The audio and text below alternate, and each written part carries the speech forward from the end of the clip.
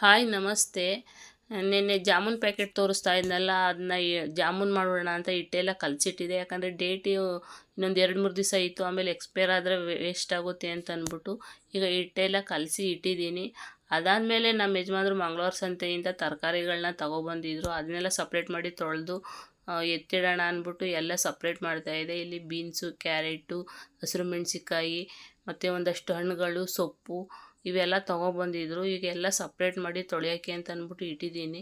ನಾನಿಲ್ಲಿ ಒಂದು ಬಾಣಲೆಯಲ್ಲಿ ನೀರು, ಚೆನ್ನಾಗಿರೋ ನೀರು ಹಾಕ್ಕೊಂಡು ಎಲ್ಲನೂ ತೊಳೆದು ಒಂದು ಬಟ್ಟೆ ಮೇಲೆ ಆರಾಕಿ ಇಟ್ಬಿಡ್ತೀನಿ. ಇದು ನೈಟ್ ಪೂರ್ತಿ ನೀರೆಲ್ಲ ಡ್ರೈ ಆದಮೇಲೆ ಬೆಳಗ್ಗೆ ಒಂದೊಂದು ಕವರ್ಗಳಿಗೆಲ್ಲ ಸಪ್ರೇಟ್ ಮಾಡಿ ಕಟ್ಟಿ ಫ್ರಿಜ್ಜೊಳಗೆ ಸ್ಟೋರ್ ಮಾಡಿ ಇಟ್ಕೊತೀನಿ. ಹಿಂಗೆ ಇಟ್ಕೊಳ್ಳೋದ್ರಿಂದ ಅದು ಒಂದು ವಾರದ ತನಕನೂ ನನಗೆ ಬರುತ್ತೆ.